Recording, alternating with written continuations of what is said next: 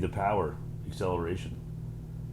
It was my first motorcycle, so I heard it was a good beginner bike, a learner bike, and so I figured it wasn't gonna be that quick. But after watching reviews and everything, I realized it really was.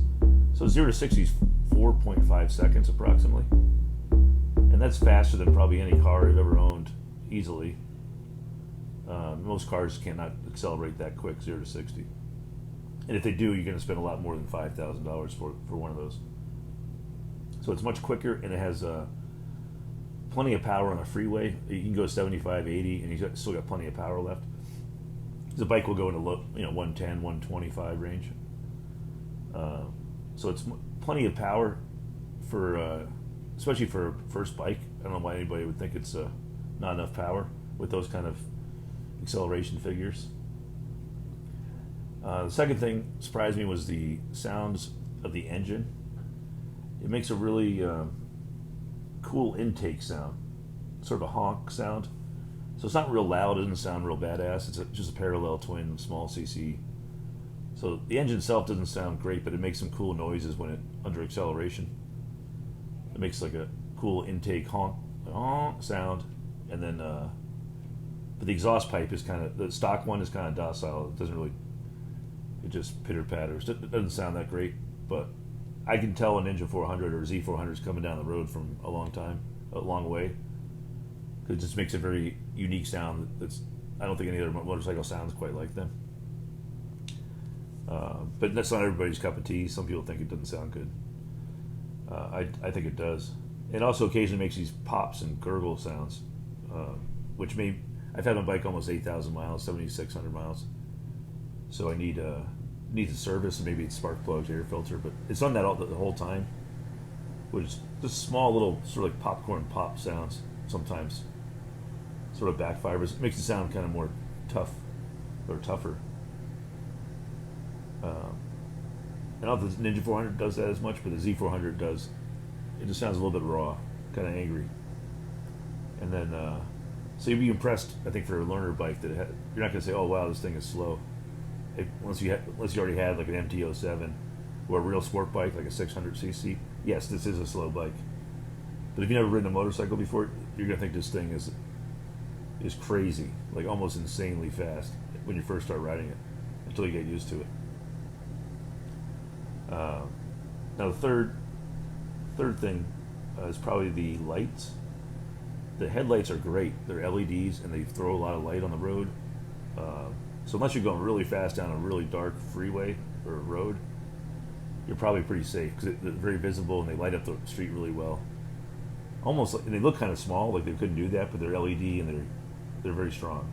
There's also a high beam that does a good job, although it's very narrow, but it does project really far out.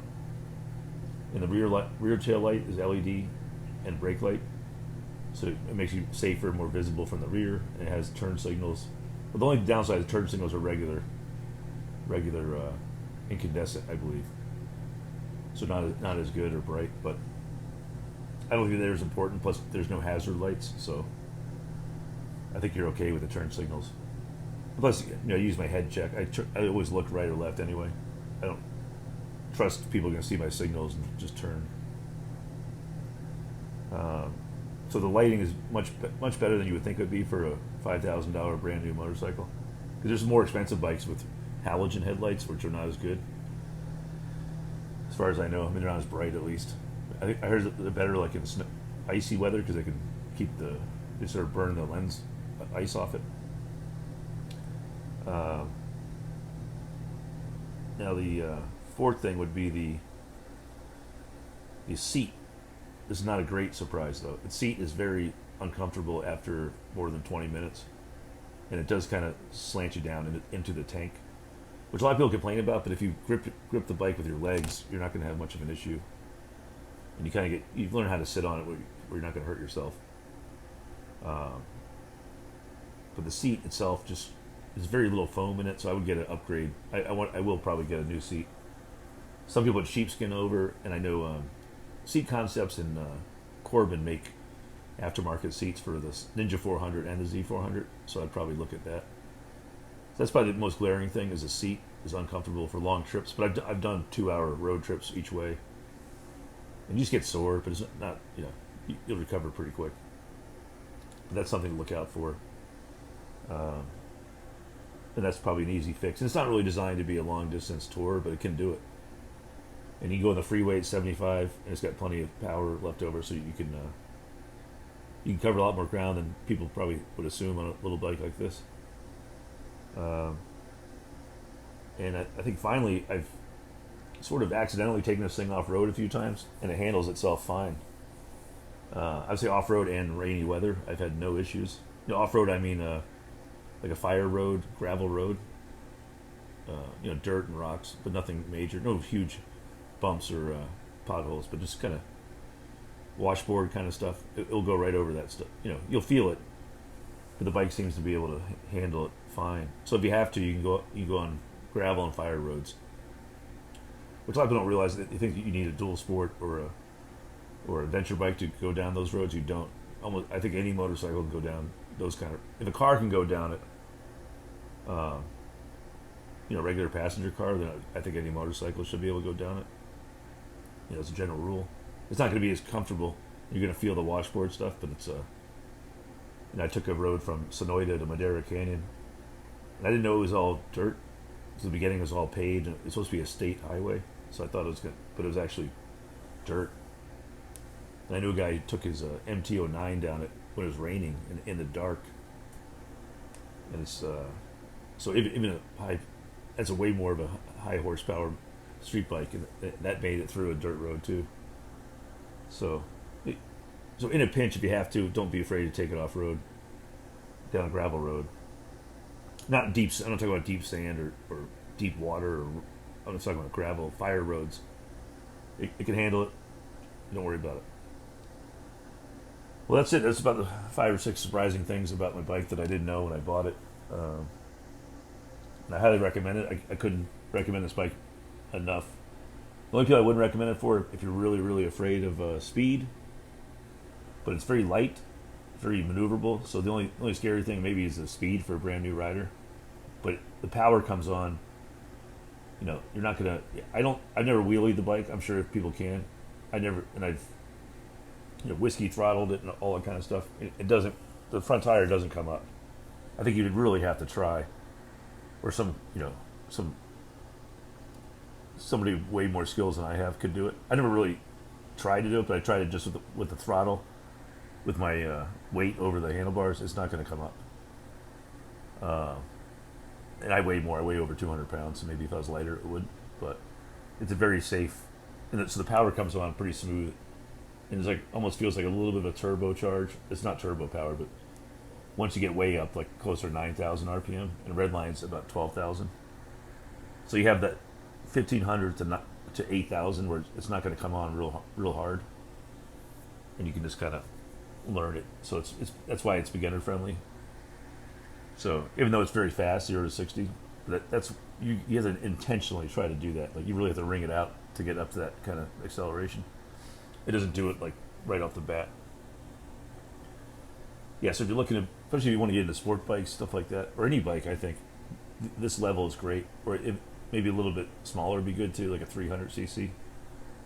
So any of the 300 to 400cc bikes, I think, are great because you still get on the freeway if you want to, especially the 400s. My bike doesn't have any wind protection, so it's a little bit tiring. But it's not a power problem; it's just a wind protection and weight. It's a little bit light for the freeway.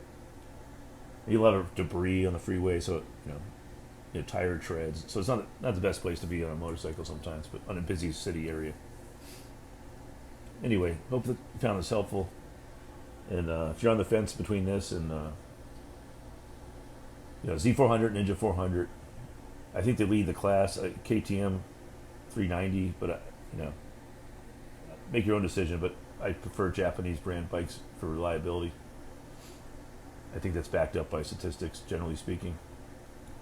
But obviously the MT-03 is a cool bike, and the 300cc Hondas are probably a no-brainer. Not as quick, but you're gonna get high quality as well. And if you don't care about going quick, maybe a Honda is the way to go. They're still quick, but they're not nearly as fast as the Ninja 400. And there's other bikes like that, like the Suzuki. Well, I wouldn't get the 250. It's probably a little too slow. So really, I would say the Yamaha or the Kawasaki are the top two. Maybe the KTM if you don't care about, you have plenty of money, you don't care about repairs and all that stuff. And then the Honda. Honda would be like the safest choice because they're, it's not going to be too fast, very reliable, probably great resale value. But my bike I've had it a year and a half, and I don't think I want to get a new one yet because haven't really mastered this bike. I never will. But I'm saying it's still plenty of quickness for me. I think the speed is not really my complaint with it. I don't really have any complaints, but I say the size. I would like a little bigger bike for road trips, storage, that kind of thing. But if I got a bigger bike with the same amount of acceleration, it'd be fine. I don't need anything faster than this. So it's pretty incredible. I'm totally amazed that they can build something like this for that price. And it's so reliable too. I have no issues at all after almost 8,000 miles in a year and a half. Anyway, I hope you find this helpful. Like and subscribe to Friction Zone. Thanks.